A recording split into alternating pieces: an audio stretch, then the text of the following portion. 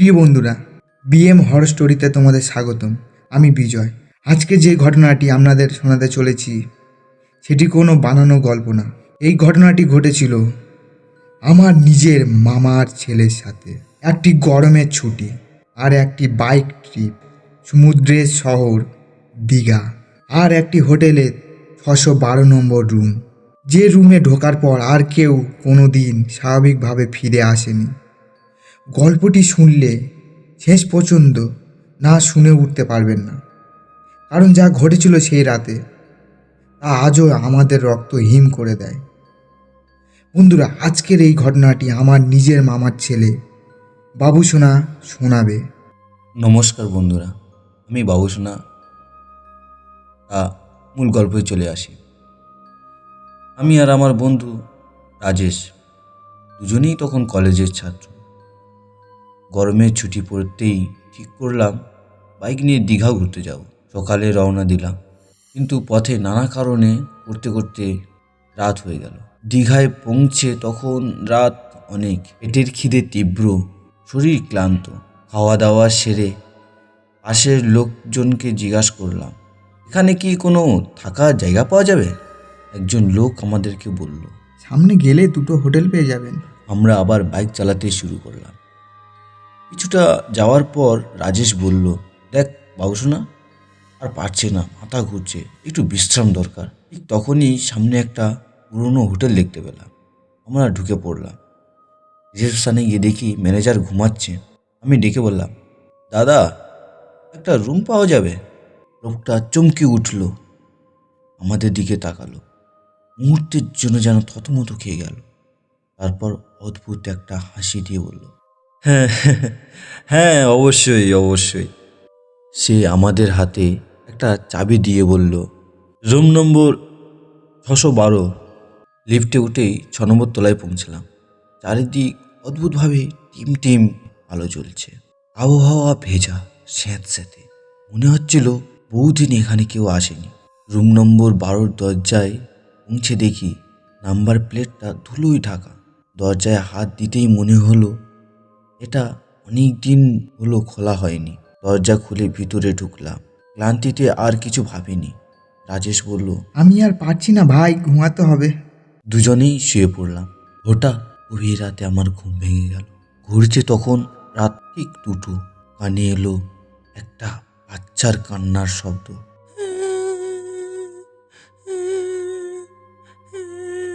মনে হলো দরজার বাইরে থেকেই আসছে। আমি ফিসফিস করে বললাম, রাজেশ, শুনছিস? কেউ কাঁদছে। রাজেশ বিরক্ত হয়ে বলল, ধুর, এত ভাবিস না, খুব ক্লান্ত লাগছে, ঘুমা ভাই। কিন্তু আমার ঘুম এলো না। আমি সাহস করে দরজা খুলে বাইরে বেরোলাম। করিডোরের আলো কখন জ্বলছে, কখন নিভে যাচ্ছে। দূরে লিফটের কাছে একটা মৃদু লাল আলো জ্বলছে।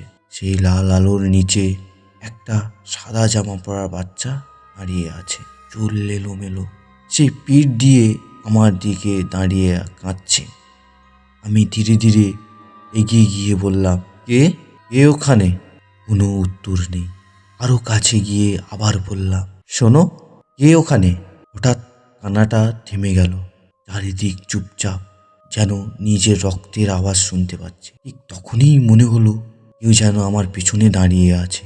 ভয়ে পিছনেই তাকালাম, কিন্তু কাউকেই দেখতে পেলাম না। আমি দ্রুত রুমে ফিরে যেতে পা বাড়ালাম, কিন্তু বুঝতে পারলাম আমার পা আর নড়ছে না। শরীর ধীরে ধীরে অসাড় হয়ে আসছে। মনে হচ্ছিল অদৃশ্য কোনো শক্তি আমাকে আটকে রেখেছে। ঠিক তখনই আবার সেই কান্নার শব্দ। এবার সেটা আমার রুমের ভিতরে থেকেই আসছে। আমি ভয়ে সামনে তাকালাম। সেই বাচ্চাটি এবার আমার দিকেই ফিরে দাঁড়ালো। তার লম্বা চুলে মুখ ঢাকা রয়েছে। মুখটা স্পষ্ট দেখা যাচ্ছে না, কিন্তু চুলের ফাঁক দিয়ে আমি স্পষ্ট দেখতে পেলাম দুটি জলজলে লাল চোখ। সেই চোখের দিকে তাকিয়ে থাকতে থাকতে মনে হচ্ছিল আমার শরীরের ভিতর থেকে ধীরে ধীরে সমস্ত রক্ত শুকিয়ে যাচ্ছে। শ্বাস নিতে কষ্ট হচ্ছিল, বুকের ভিতরটা কেমন যেন ফাঁকা হয়ে যাচ্ছিল। ঠিক তখনই হঠাৎ করে আমি স্পষ্টভাবে শুনতে পেলাম কারাও হাঁটার শব্দ। শব্দটা যেন আমার একদম পাশ দিয়ে হাঁটছে। ভয়ে ধীরে করে পাশে তাকালাম, কিন্তু সেখানে কেউ নেই। হৃদস্পন্দন আরও বেড়ে গেল। আবার সামনে তাকিয়ে দেখি সে বাচ্চাটাও আর সেখানে নেই। লিফটের সামনে করিডোরের মাথায় কোথাও কাউকে দেখতে পাচ্ছি না। হঠাৎ করেই মনে হলো চারিদিকটা অস্বাভাবিক হয়ে গেছে। আলো ঠিকঠাক জ্বলছে, করিডোর একদম শান্ত। সব কিছু বুঝি আমার কল্পনা ছিল। আমি ধীরে ধীরে রুমের দিকে এগিয়ে গেলাম। দরজা খুলে ভিতরে ঢুকে রাজেশকে ডাকলাম, রাজেশ, রাজেশ, এখানে থাকা যাবে না, আমাদের এখান থেকে এখনই চলে যেতে হবে। রাজেশ ঘুম জড়ানো গলায় বলল, কেন রে, কি হয়েছে? ঘুমা, তোকে তো বললাম কিছুই হয়নি। রাজেশের এই কথাগুলো শুনে আমার বুকের ভিতর কেমন যেন একটা অস্বস্তি তৈরি হলো। আমি আবার ওকে ভালো করে ডাকলাম, আর তখনই আমি বুঝতে পারলাম ওটা রাজেশ নয়। ওর গলার স্বর, ওর চোখের দৃষ্টি, সব কিছুই অস্বাভাবিক। মনে হলো যেন রাজেশের শরীরের ভিতরে কিছু একটা, অন্য কিছু আছে। হঠাৎ করে আমি চারিদিকে তাকিয়ে বুঝতে পারলাম এই রুমটা আর আগের মতো নেই। দেওয়ালগুলো যেন লম্বা হয়ে যাচ্ছে, ছাদটা ধীরে ধীরে নেমে আসছে, আলো নিভে আবার জ্বলছে।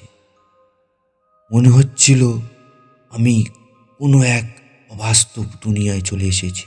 আমি জোরে চেঁচিয়ে রাজেশকে ডাকলাম, রাজেশ, রাজেশ, কিন্তু আমার গলা যেন আমার নিচের কানেই পৌঁছচ্ছিল না। এরপর কি হয়েছিল সেটা আমার আর স্পষ্ট মনে নেই। পরের দিন সকালে আমাদের দুজনকে পাওয়া যায় একটা কবরস্থানে, অচেতন অবস্থায়। আমাদের শরীর ছিল গুরুতরভাবে দুর্বল, মুখে হাতে শরীরে ভয়ের ছাপ স্পষ্ট। আর সবথেকে ভয়ঙ্কর বিষয়টা ছিল, যেখানে সেই হোটেলটা ছিল বলে আমরা মনে করেছিলাম, সেখানে আসলে কোনো হোটেলই ছিল না।